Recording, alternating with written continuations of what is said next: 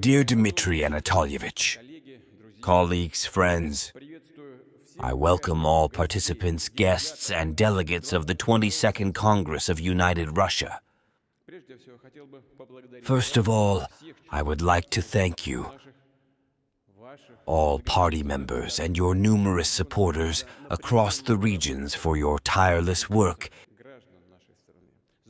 in the interests of our country's citizens and your significant contribution to ensuring security and sovereignty.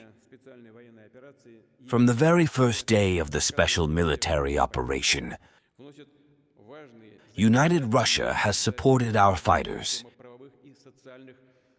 introducing important legislative initiatives to create a system of legal and social guarantees for our heroes and their families, helping restore liberated regions, providing necessary supplies to civilians, and doing a great deal for veterans returning from combat zones, helping them find their place in civilian professions as well as in public and political life. All parliamentary parties, let me emphasize this, all parliamentary parties of our country have consolidated in support of everything aimed at protecting the people of Donbass and Novorossiya and ensuring firm security guarantees for our homeland for decades to come. And United Russia, as a true leader,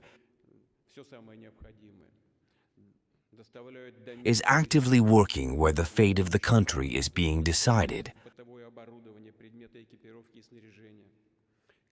alongside our Army and Navy defense industry workers operating around the clock. Millions of people wholeheartedly supporting our frontline troops, and volunteers delivering thousands of tons of humanitarian aid, food, medicine, household equipment, and essential gear.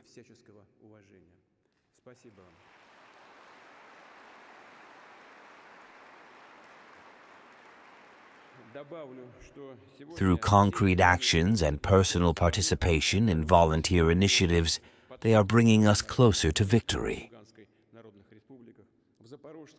I would also like to note that many members of the State Duma from United Russia, as well as regional and municipal leaders of various levels, have voluntarily gone to the front to fight for the motherland. This is a courageous and bold step worthy of all respect. Thank you. Furthermore, all regions and municipalities of the country are now providing comprehensive assistance to the sponsored cities and districts in the Donetsk and Lugansk People's Republics, as well as in the Zaporizhia and Kherson regions, and to the residents of the Kursk region and other frontline and border areas. Such mutual assistance, genuine brotherhood in the face of challenges, and unity for the sake of the motherland have historically been part of our national character. The seemingly simple word "we" now carries a special unifying meaning. The principle, "we do not abandon our own," this noble call is clear and dear to every one of us.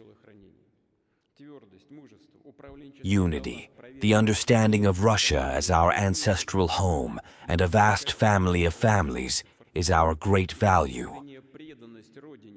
It holds immense, unbreakable strength, giving us confidence in today and tomorrow. I want to thank everyone contributing to the protection of Russia's national interests, both at the front and in the rear. I ask the party to continue its active efforts and increase its efforts in all key areas, especially in supporting veterans of combat operations, their families, and particularly the families who have lost loved ones. Special attention should be given to those who have returned home after serious injuries.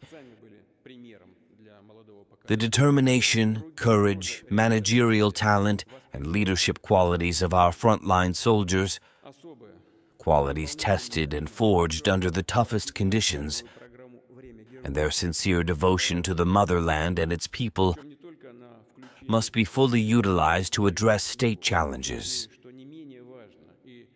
In my address to the Federal Assembly and at the previous United Russia Congress, I emphasized the importance of nurturing and preparing strong, reliable, and promising cadres. I will reiterate this today. For the party, this is not just a priority. Its future depends on it. Talented and motivated individuals must be supported. The party should become a center of attraction for them, engaging them more broadly in training and mentoring programs. Our comrades and heroes should serve as examples for the younger generation, helping others achieve their potential and cultivating worthy successors. Special attention should be paid to the Time of Heroes program launched this year.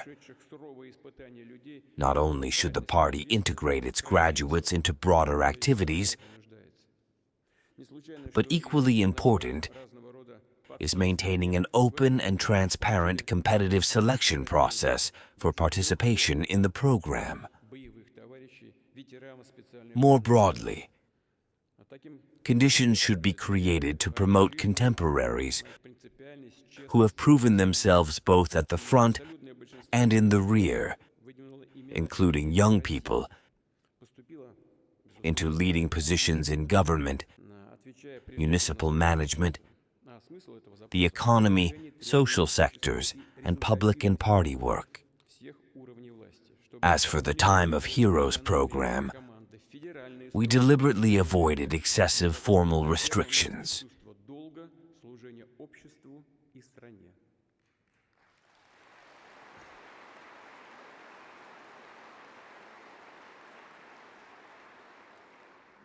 Anyone who has distinguished themselves during the special military operation, whether a commander or a rank-and-file soldier, can apply.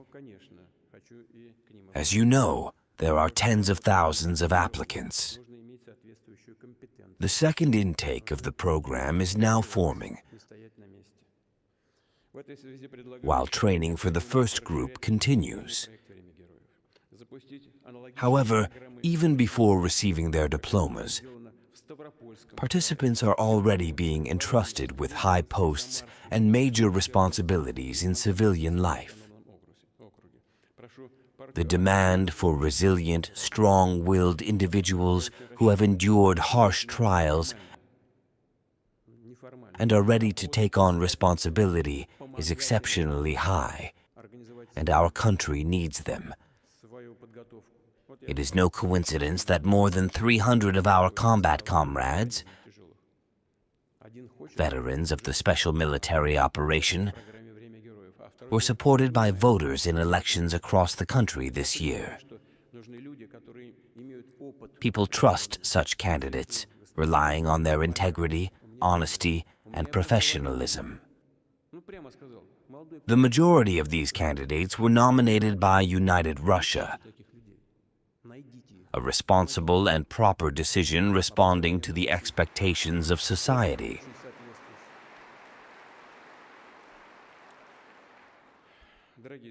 The essence of this expectation lies in raising the standards of effectiveness and accountability across all levels of government,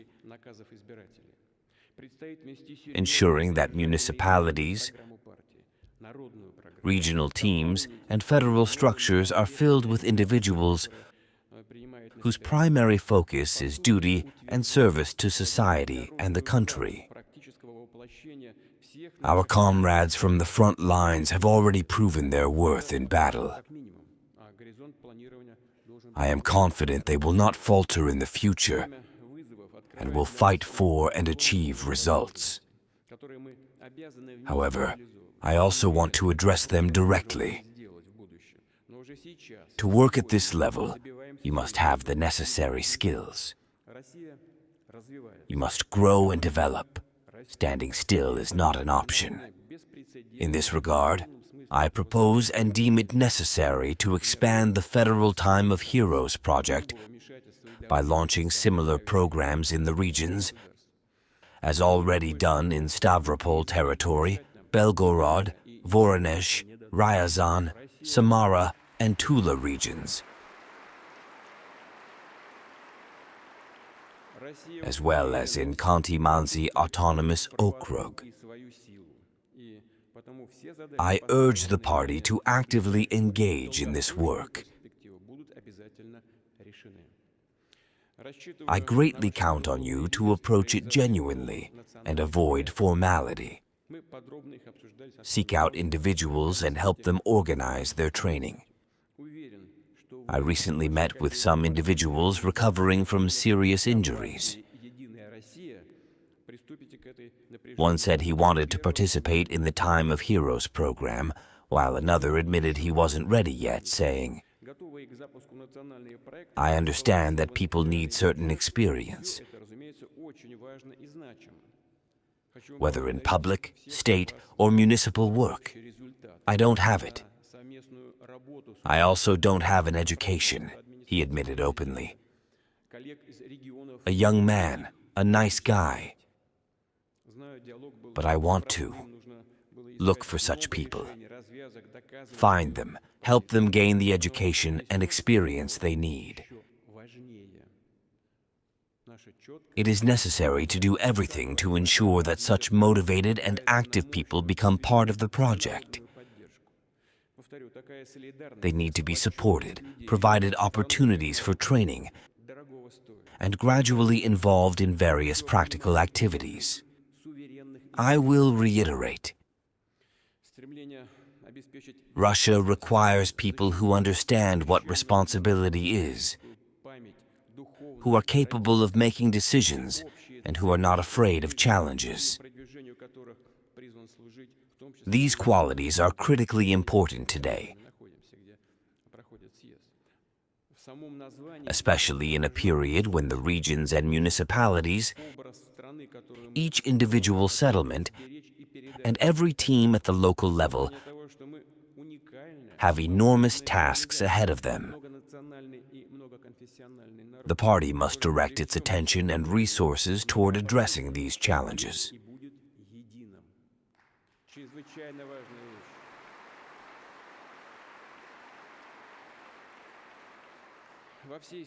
This includes overseeing the implementation of federal programs and national projects, ensuring the effective use of budget funds, monitoring the execution of decisions on the ground, and facilitating the work of local self-governance. Through their work, the party must address issues that matter to people, such as housing and communal services, roads, kindergartens, and schools, while also caring for veterans, elderly citizens, and large families. This kind of daily, systematic work on behalf of people is the main responsibility of every party member. This is what builds trust, and it is the best proof of the sincerity and effectiveness of the party's actions. Dear colleagues, life itself dictates to us the tasks we must address today, and these are not simply local or domestic challenges. We see the level of pressure from outside forces aimed at weakening and destabilizing Russia. As you know, nothing has come of these efforts. They won't succeed, not now, not in the future. At the same time, we must respond to the changes occurring around us and within our country. We need to be prepared to work in new and, at times, unforeseen conditions. The world is undergoing a profound and irreversible transformation. New centers of power are forming. The principles of multipolarity are being consolidated, and the global South is playing an increasingly noticeable role. Russia stands at the center of these dynamic and profound processes. We are establishing mutually beneficial partnerships with countries in Asia, Africa, and Latin America. We are strengthening our cooperation with leading powers, such as China and India, and with our neighbors in the Eurasian Economic Union, the Collective Security Treaty Organization, the Shanghai Cooperation Organization, and of course within the framework of the Union State. We will continue to strengthen these alliances and ties. At the same time, we see that the unipolar world, based on the dominance of a single power, is a thing of the past. Yet the former hegemon refuses to accept this reality. Attempts to preserve global dominance at all costs have led to an escalation of chaos in international relations. The instigators of such actions are willing to sacrifice anyone and anything to maintain their influence, people, countries, entire continents. We see this vividly in the example of Ukraine, where the Ukrainian people have been turned into cannon fodder in a war against Russia. This is a tragic situation for the entire Ukrainian nation, which has become a hostage of the neo-Nazi regime established with the direct participation of the so-called collective West.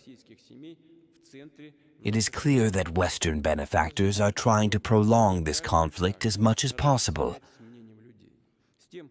However, their plans are failing. Russia's economy, political system, and society have stood firm, while our armed forces and defense industry have demonstrated their absolute superiority in key areas. We will continue to increase our capabilities.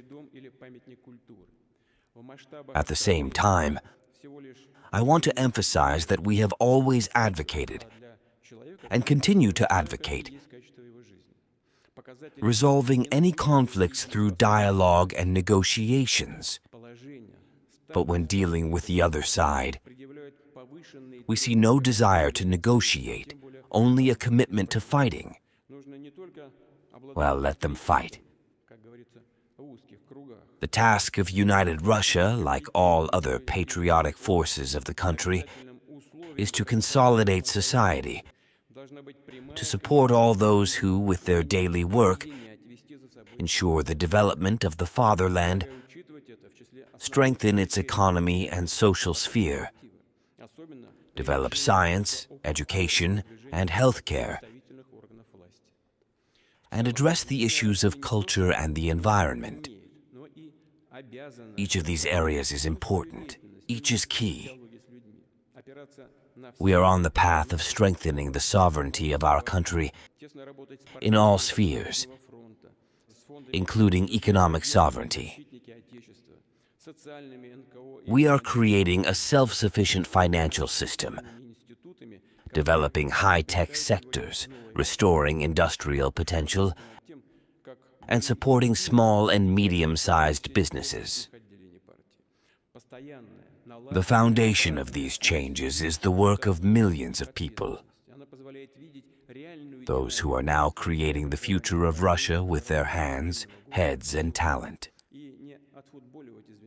I ask the party to continue helping those who create jobs, advance technologies, and produce domestic goods that we use daily, including food, medicine, and essential household items.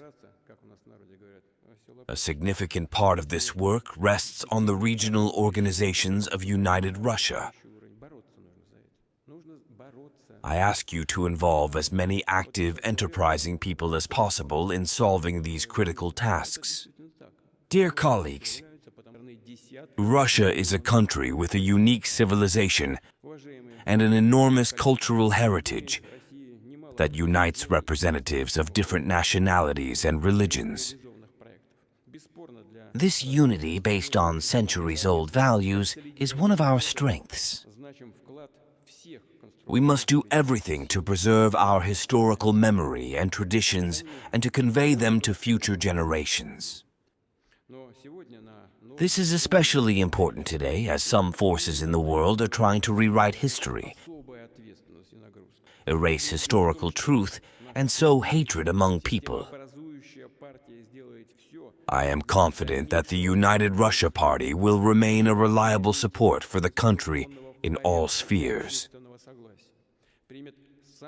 You have the energy, authority, and determination to solve the most ambitious tasks, and you will certainly be able to achieve all your goals. I wish you success in your work. Thank you.